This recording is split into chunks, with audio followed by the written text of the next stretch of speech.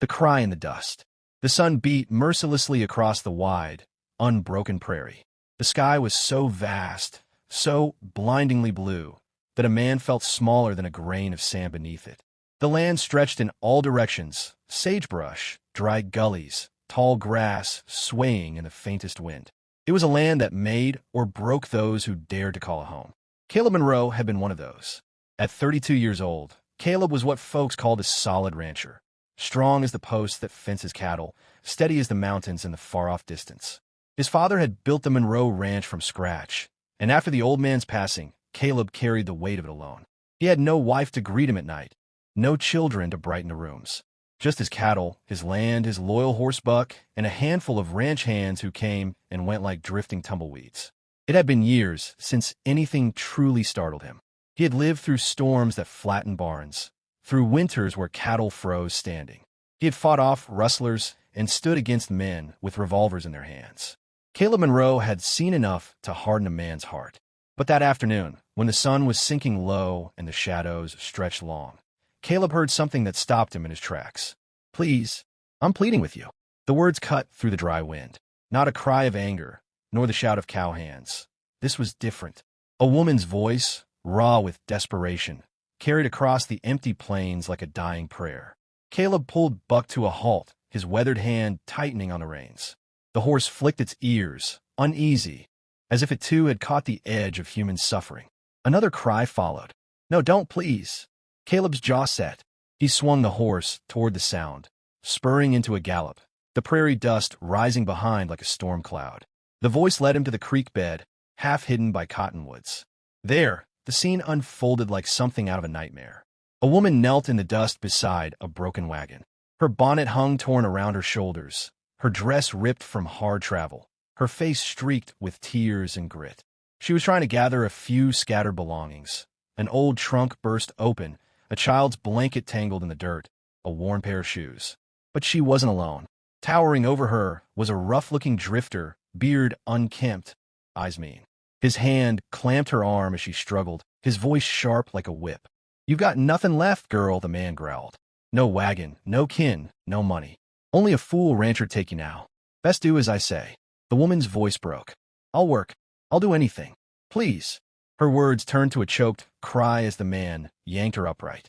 Caleb had seen enough. He swung down from Buck in one motion, boots hitting the ground hard. His revolver hung easy at his side, his presence casting a shadow across the pair. His voice came low, steady, but dangerous. "Let her go." The drifter froze, then slowly turned. His sneer revealed yellow teeth. "This ain't your business, rancher." Caleb's eyes narrowed. "It is now." For a heartbeat, the prairie held its breath. The wind stilled. Even the cottonwoods seemed to wait. The drifter's grip tightened on the woman, but Caleb's hand hovered near his revolver, steady as stone. "I said let her go." The outlaw snarled and shoved the woman aside, lunging toward Caleb. Dust rose as fists flew. Caleb caught the man's arm, slammed him against the broken wagon. Wood splintered. The drifter swung wild, but Caleb's strength was iron forged from years of ranch labor. When the man reached for a knife at his belt, Caleb's revolver was already out, the barrel pressed hard against the outlaw's chest. "Try it," Caleb growled, eyes cold as steel. "See how far you get." The man hesitated, breath ragged. Then, with a muttered curse, he stumbled back, blood on his lip, rage in his eyes. He spat into the dust. "This ain't over, rancher. Get gone," Caleb snapped. "And if I see you near my land again, you won't walk away." The outlaw mounted his horse in a scramble, spurred hard, and vanished into the hills. Silence followed, broken only by the sound of the woman's sobs. Caleb holstered his gun and turned. She had collapsed back on her knees, trembling, clutching the child's blanket to her chest, as though it were the only thing holding her together. Caleb crouched beside her, his voice gentler now. "Are you hurt, miss?" She shook her head faintly, though her lips quivered. I thought he was going to—" Her words broke, and tears streamed down her dust-stained cheeks. Caleb hesitated only a moment, then reached out. His strong, calloused hands lifted her from the dirt with surprising care. She was lighter than he expected, frail from hardship, her whole frame trembling. And then she looked up at him, eyes deep brown, wide and filled with fear, but also something else, a spark of strength not yet extinguished. In that moment, Caleb Monroe, who had weathered every storm the West could throw, felt something stir in him he hadn't known in years. Something that staggered him. "What's your name?" he asked softly. She swallowed, her voice barely a whisper. "Clara. Clara Whitfield." Caleb gave a single nod. "Well, Clara Whitfield, you're safe now." For the first time in days, Clara let herself believe it might be true. A rancher's promise. The Monroe Ranch lay quiet under a crescent moon, its wide fields stretching silver in the night. Cattle lowed in the distance, coyotes yipped on the far ridge, and the bunkhouse lantern glowed faintly against the dark. Caleb dismounted, helping Clara down from his horse as gently as he might a wounded bird. Inside the main house, he set a pot of coffee to boil while Clara sank into a chair, weary but still clutching that small blanket. The flickering firelight revealed her face more clearly now. Dust-streaked cheeks, lips cracked from thirst, but her eyes, though clouded with sorrow, still burned with a quiet defiance. She thanked him softly as he placed bread and stew before her. She ate like a woman who hadn't seen a real meal in days, yet carefully, as if each bite had to last. Caleb leaned back in silence, letting her eat. Finally, Clara spoke, her voice trembling but determined. "My brother. He's still out there." Caleb looked at her. "They took him when they attacked our wagon," she continued. 6 years old. His name is Samuel. I thought," her voice cracked, "I thought if I pleaded hard enough, if I gave up everything I had, they might let him go. But they didn't. They laughed. They said a boy was worth more than a tired woman." Her fingers gripped the blanket tighter. "I can't leave him. I'll die before I give up trying to find him." For a long while, Caleb said nothing. He stared into the fire, his jaw tight, memories flickering of his own younger days. His mother lost to fever, his father working himself into the grave, leaving Caleb to shoulder the ranch alone. He knew what it meant to be left, to be without. Finally, he spoke. "Then we'll find him." Clara's head snapped up, eyes wide. "But you don't even know us. Why would you risk?" "Because it's right." He cut her off, his voice steady as iron. For the first time in days, maybe weeks, Clara felt a sliver of hope. The pursuit. They left at dawn. Caleb saddled Buck and another spare mare for Clara. Though she protested, he insisted she ride, not walk. "You'll need strength when we find him," he said. She didn't argue further. The prairie stretched endless before them, painted gold by sunrise. They rode along dry creek beds, over ridges where the wind cut sharp, through patches of cactus and sage. Caleb's keen eyes tracked signs most would miss.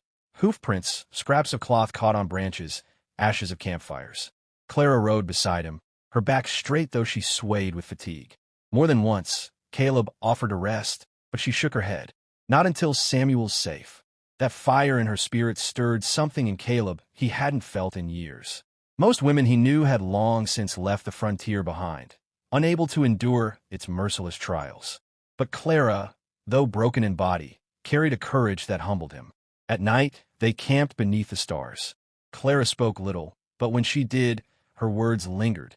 She told him of the life she'd left behind. Parents lost to fever, a brother barely old enough to remember their faces, and a journey west with nothing but hope for kin in Colorado. "He's all I've got," she whispered one night, staring into the fire. "All I've ever had." Caleb watched her across the flames, the flicker painting her face in gold and shadow. Something stirred in him again, deep and unbidden. He turned his gaze away, but the feeling stayed. The bandit camp. On the fourth evening, Caleb found what he'd been searching for.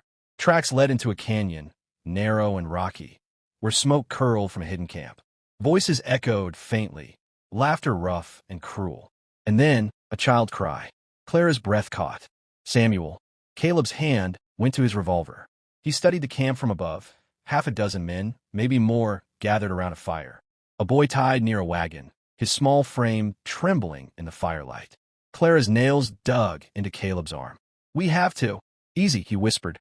"We go in wild, we both die, and the boy with us. Trust me." It was not in Clara's nature to wait, but something in Caleb's steady tone anchored her. When darkness deepened, Caleb moved like a shadow. He slid down the canyon wall, revolver in hand, every step silent as the wind.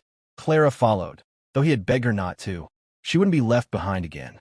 The outlaws sat laughing, passing a bottle, careless in their greed. Caleb struck fast. One sharp whistle drew their eyes, and his rifle fired, shattering the night. Panic erupted.